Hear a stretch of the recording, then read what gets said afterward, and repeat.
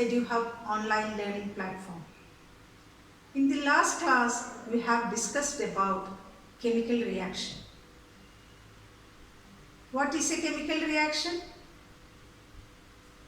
It is the process in which substance undergo permanent chemical change to form new substances that differ entirely in its chemical properties and identity. Now, what happens during a chemical reaction?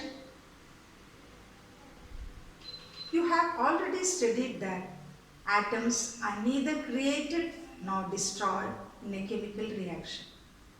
So, only a rearrangement of atoms are taking place during a chemical reaction. That is, old bonds are broken down and new bonds are formed. Thus, new substances are formed during a chemical reaction. Today, let us see the types of chemical reactions. Here, we have to study about 4 different types of chemical reaction. That is the combination reaction, decomposition reaction, displacement reaction and double displacement reaction. Let us see one by one of them. Reaction.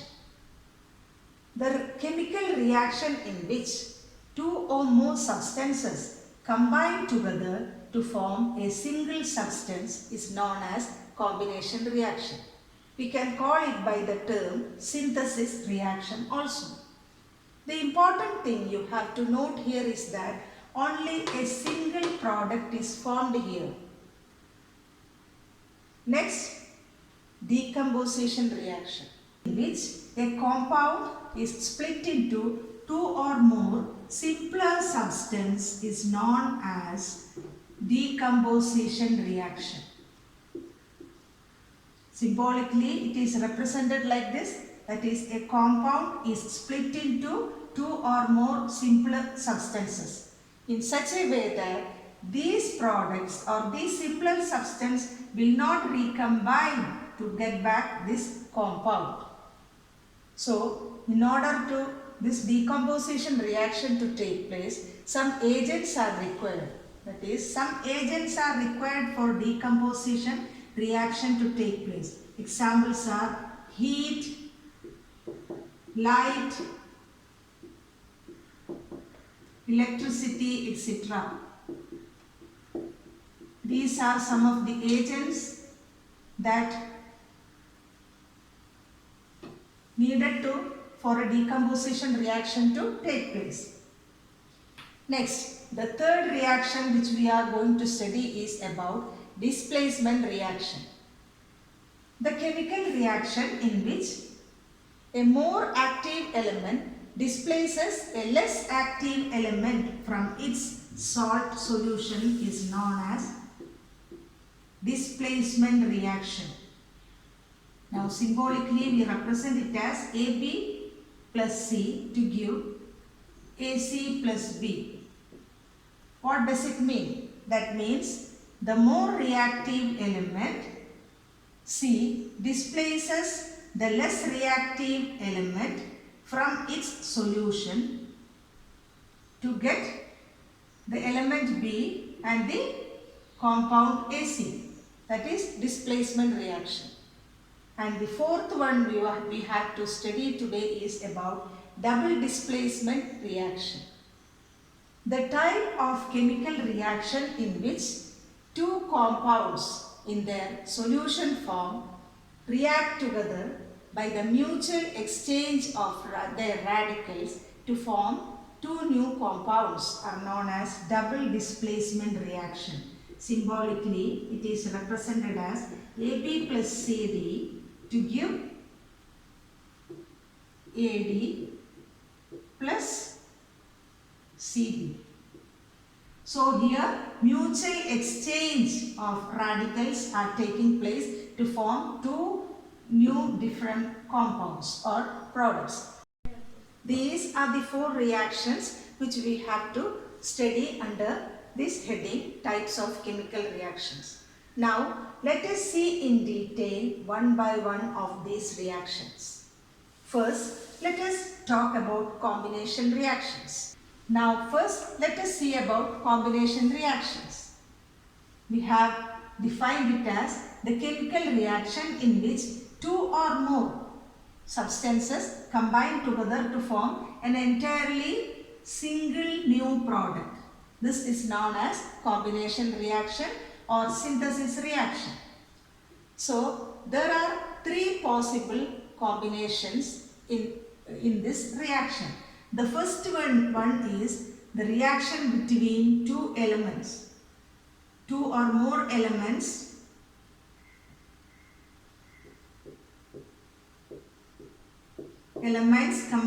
combining together to form a compound. Let us see some examples for this type of combination reaction. Can you give an example? Yes, the combination of or the formation of water molecule. Here, the element hydrogen react with the element oxygen to form water molecule. So balancing, you have already studied to balance. The equation will be in this form. That is an example for the two elements combining together to form a compound. The second possibility is the combination of an element with a compound. Element with a compound to form new products or compounds or a compound. So in the first case or the first possibility, we can see some more examples here. Another one is the burning of magnesium ribbon in air to produce dazzling white light. Then the magnesium react with the oxygen in the air to form magnesium oxide. So that is also an example for combination reaction. The another one is the burning of coal in air. That is, coal means carbon plus oxygen to form carbon dioxide. This is also an example for two elements combining together to form a single compound or product. Now, the second possibility is the combination between an element and a compound to form a new compound. Let us see some examples for this type of combination reaction. The first one is the reaction of sulfur dioxide with oxygen. So sulfur dioxide is a compound, oxygen is an element, and it combined together to form sulfur trioxide. Balancing, you will get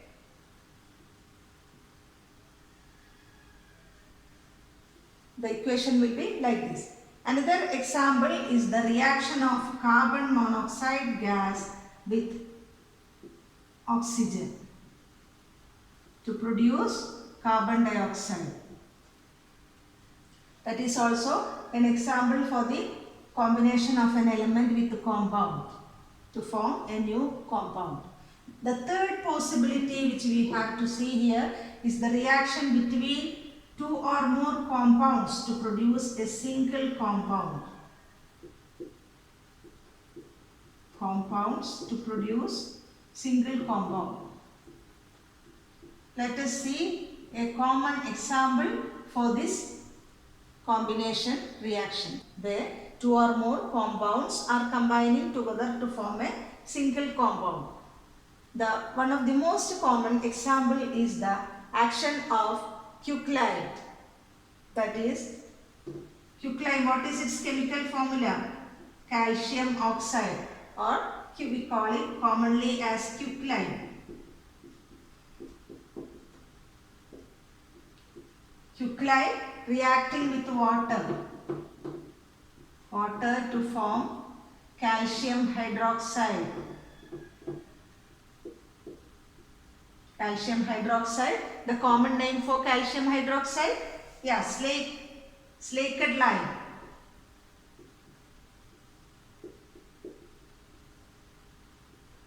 And this particular reaction, it is our Slacked line is formed with the liberation of large amount of heat energy. So do you know what is this Slacked line? Yeah, it is what we are using for whitewashing of our walls. And what is happening during the whitewashing process is that the calcium hydroxide slowly react with the carbon dioxide of the atmosphere. Carbon dioxide present in the atmosphere to form a thin layer of calcium carbonate plus water. So that is, this thin layer of calcium carbonate is giving that shining appearance for the whitewashed walls. When we are whitewashing the walls with the Slacked line, the reaction, the Slacked line will be reacting with carbon dioxide of the atmosphere, and calcium carbonate is produced, and this calcium carbonate, it will be present there as a thin layer giving a shining white appearance for the walls. So you have seen here that in this reaction a large amount of heat energy is produced. Such reaction, chemical reaction which involve the liberation of a large amount of heat energy, we can call it by the term exothermic reactions also. Exothermic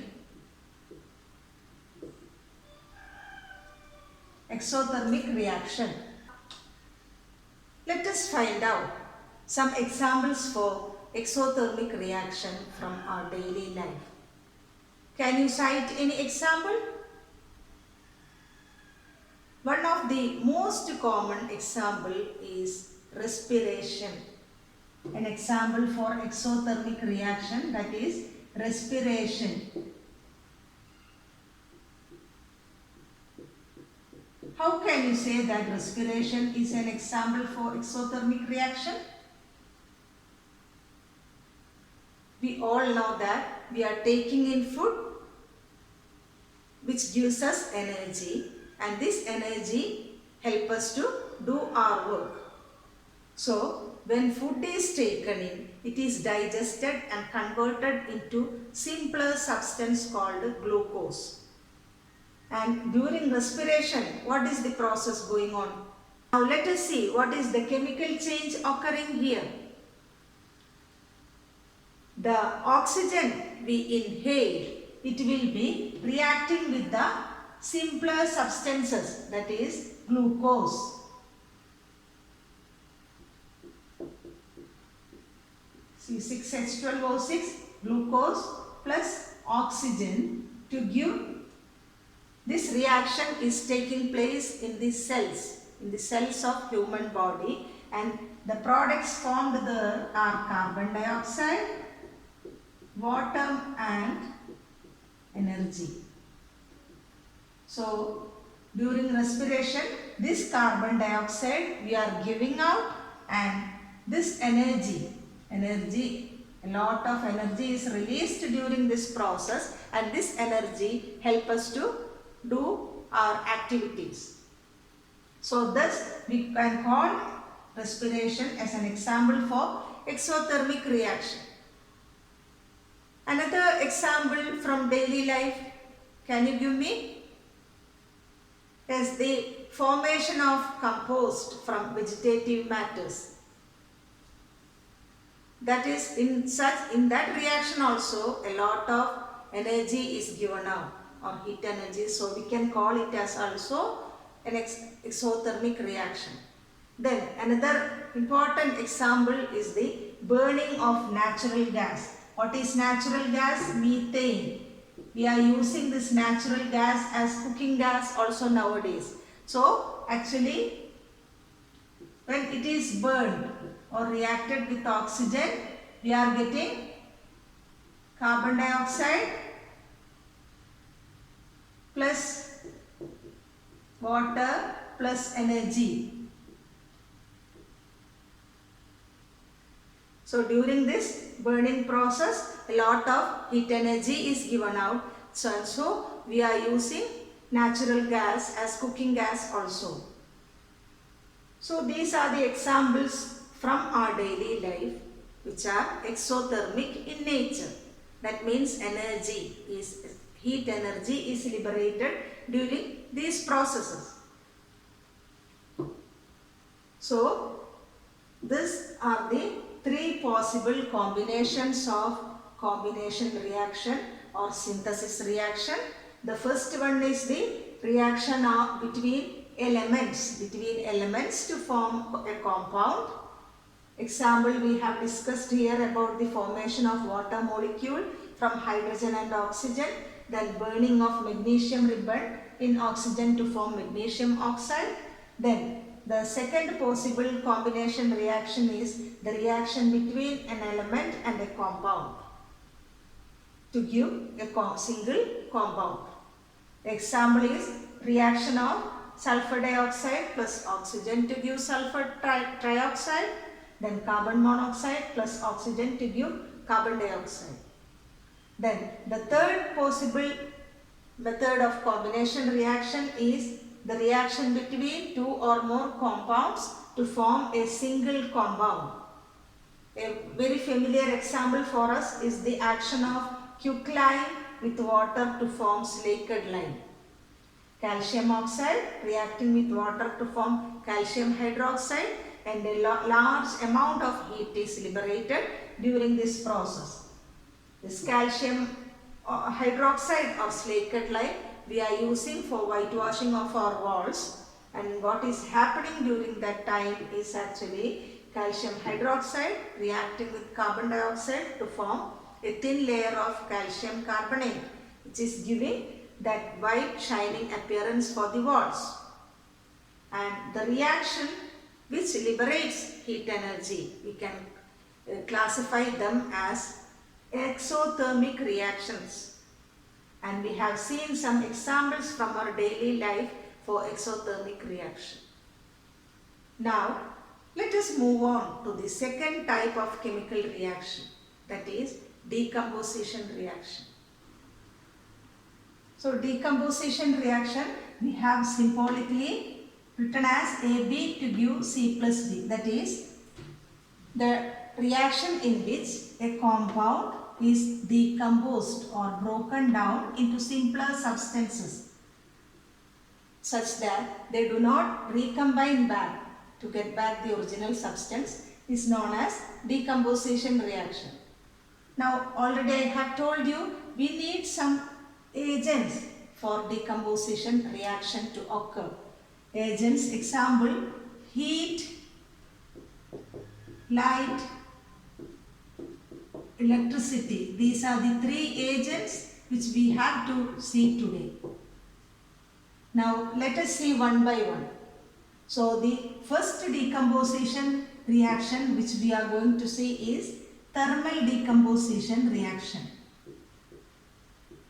Thermal decomposition.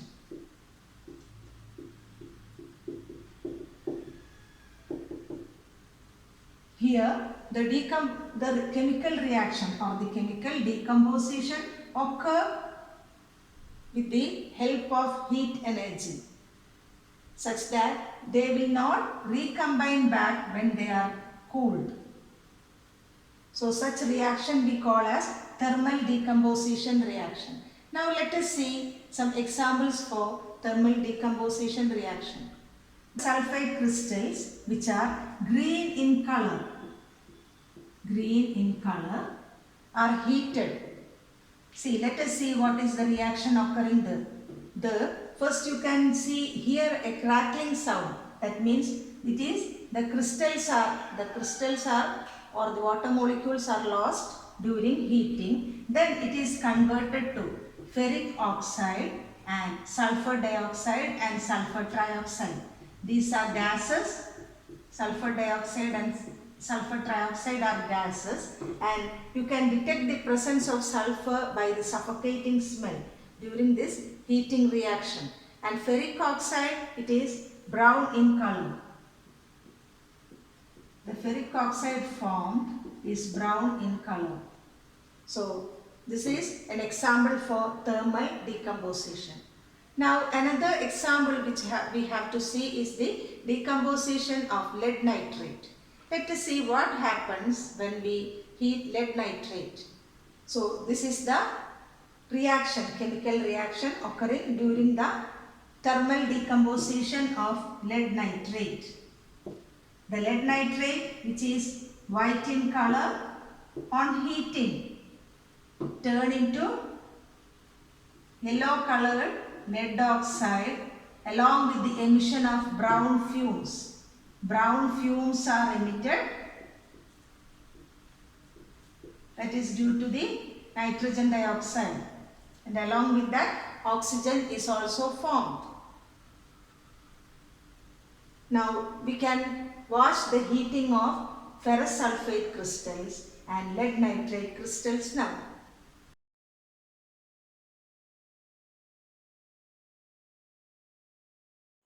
Green colored ferrous sulfate crystals are taken in a test tube and then heated using a spirit lamp.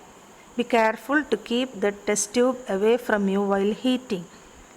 The ferrous sulfate first loses water of crystallization and becomes anhydrous ferrous sulfate, which further decomposes to ferric oxide, which is brown in color, and the fumes, the suffocating pungent smell of sulfur dioxide and sulfur trioxide gas will be felt by you. The second experiment is the decomposition of white colored lead nitrate crystals. When it is heated, it decomposes into yellow colored lead oxide and with the emission of brown fumes, which showing the presence of nitrogen dioxide gas, and when a glowing incense stick is brought into the test tube, it rekindles, showing the presence of oxygen gas too. Be careful to keep the test tube away from you while doing this experiment.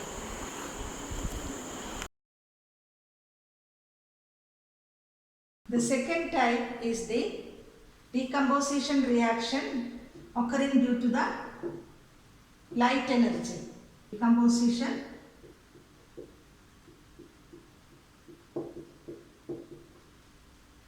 by light. Let us see an example. Silver chloride crystals are taken in a china dish and placed in sunlight. Then it decomposes into silver and chlorine.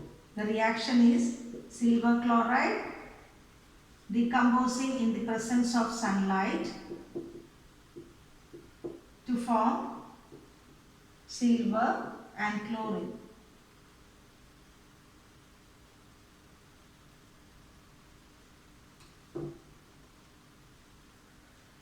So the silver will be grey in color. Another reaction is the decomposition of silver bromide. Silver bromide in the presence of sunlight. This is also decomposing to silver and bromine.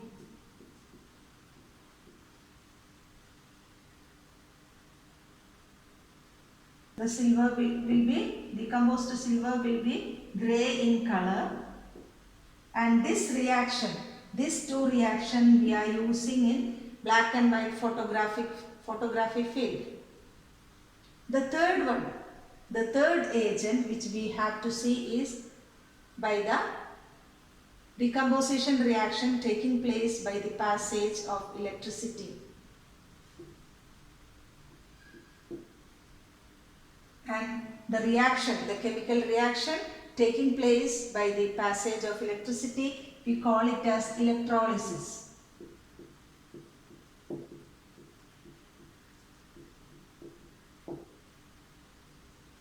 Let us see the experimental setup for the electrolysis of water. When electricity is passed through the setup, the water molecules are decomposed into hydrogen and oxygen.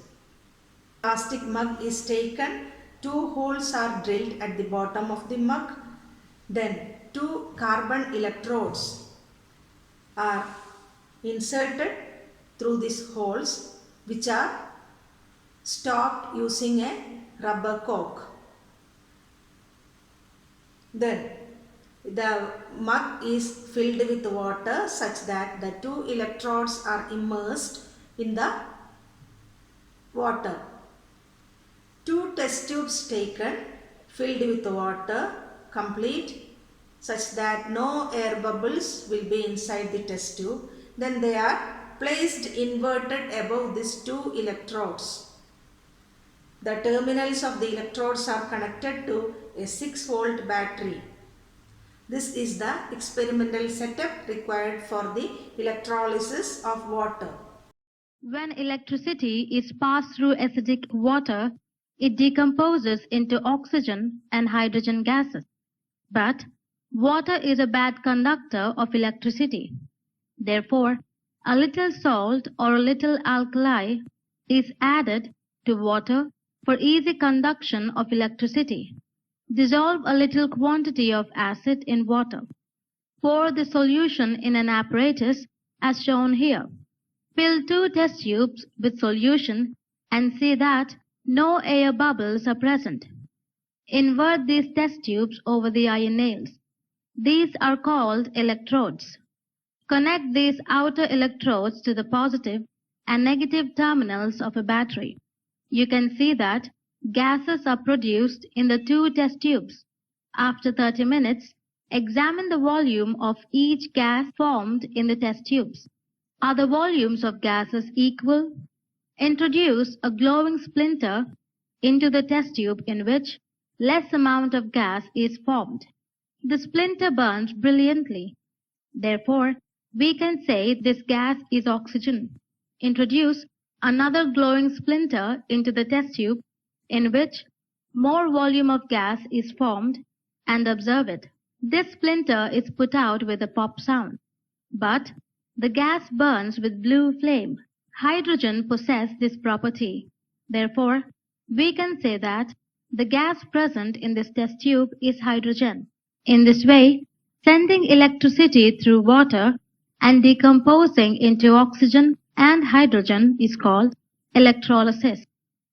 Decomposition of water by electricity is